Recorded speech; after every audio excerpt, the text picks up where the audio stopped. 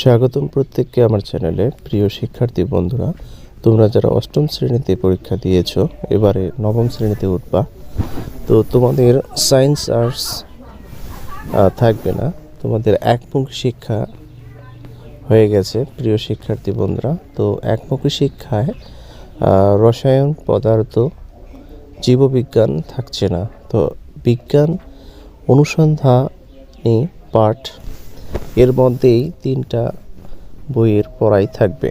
মানে প্রথম অংশ থাকবে তোমাদের পদার্থ, তারপরের অংশ থাকবে রসায়ন এবং শেষে থাকবে জীববিজ্ঞান। প্রিয় শিক্ষার্থী বন্ধুরা, আমি তোমাদের এই বিজ্ঞান বইয়ের প্রতিটি পৃষ্ঠা দেখাচ্ছি। প্রিয় শিক্ষার্থী বন্ধুরা, সূচিপত্র: প্রথম অধ্যায় নিউটনের সূত্র, দ্বিতীয় অধ্যায় তাপমাত্রা ও তাপ, তৃতীয় অধ্যায় আধুনিক পদার্থবিজ্ঞান, চতুর্থ অধ্যায় পদার্থের অবস্থা, পঞ্চম অধ্যায় হচ্ছে পদার্থের গঠন, ষষ্ঠ অধ্যায় পর্যায় সারণী। অর্থাৎ 1 থেকে প্রথম 5 অধ্যায় হচ্ছে পদার্থ এবং 6 থেকে 7 হচ্ছে রসায়ন।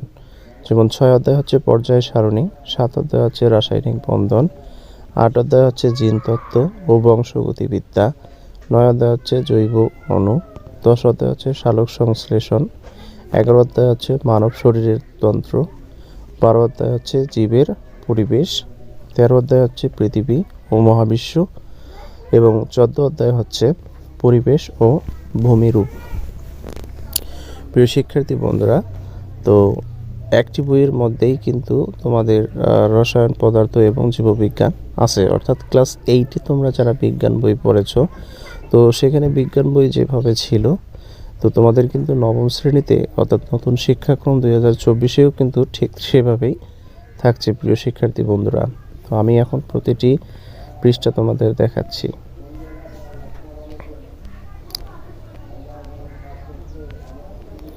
নিউটনের সূত্র, এই অধ্যায়ে নিচের বিষয়গুলো আলোচনা করা হয়েছে: নিউটনের প্রথম সূত্র, নিউটনের দ্বিতীয় সূত্র, বল, 4 ধরনের বল, নিউটনের তৃতীয় সূত্র, গতিশক্তি, মহাকর্ষ বল। তবে প্রথম যে অধ্যায়টি সেটা অনেক সহজভাবেই তুলে ধরা হয়েছে। প্রিয় শিক্ষার্থী বন্ধুরা,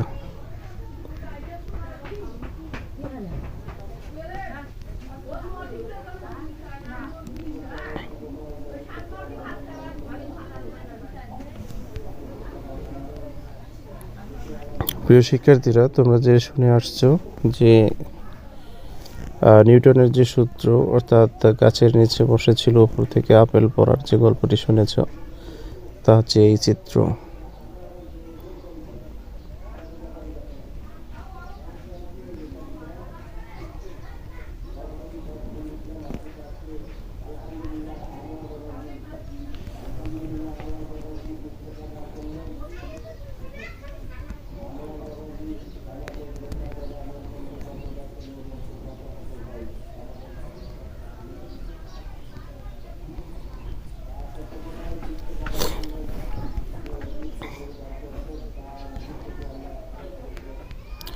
এরপর তৃতীয় অধ্যায় হচ্ছে আধুনিক পদার্থবিজ্ঞান।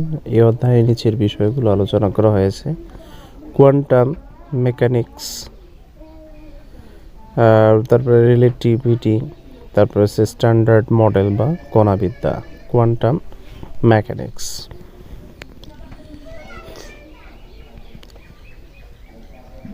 ইনি হলেন লুই ডি ব্রোগলি। ইনি হলেন ওয়ার্নার হাইজেনবার্গ, সতন বোস এবং এনরিকো ফার্মি।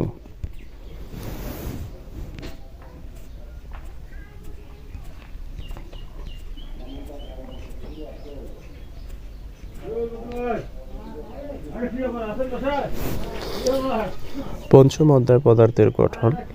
পদার্থের গঠন তোমরা সকলেই অষ্টম শ্রেণীতে ভালো মতো বুঝেছ।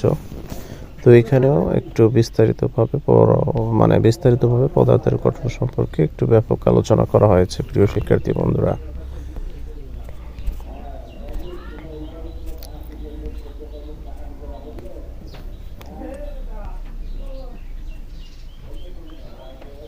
পর্যায় সারণী। নবম শ্রেণীতে পূর্বে পর্যায় সারণী ছিল, বর্তমানেও আছে।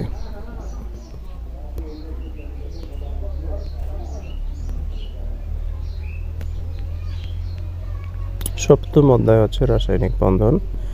তো এই অধ্যায়ে নিচের বিষয়গুলো আলোচনা করা হয়েছে: যোজ্যতায়, যৌগমূলক ও যোজনী, যৌগের রাসায়নিক সংকেত লেখার পদ্ধতি, নিষ্ক্রিয় গ্যাস ও তাদের স্থিতিশীলতা, রাসায়নিক বন্ধন ও বন্ধন গঠনের কারণ, আয়নিক সমযোজী ও ধাতব বন্ধন, ধাতু নিষ্কাশন ও আকরিক বিভিন্ন সংকর ধাতু।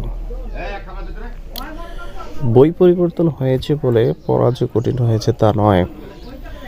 আমার কাছে মনে হচ্ছে যে পূর্বের থেকে বর্তমান বইয়ে আরও সহজভাবে পড়াগুলো বোঝানো হয়েছে।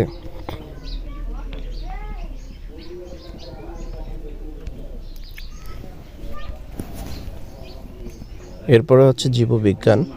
জীববিজ্ঞান বিষয়ে যা যা থাকছে তা হলো জিনতত্ত্ব ও বংশগতি বিদ্যা,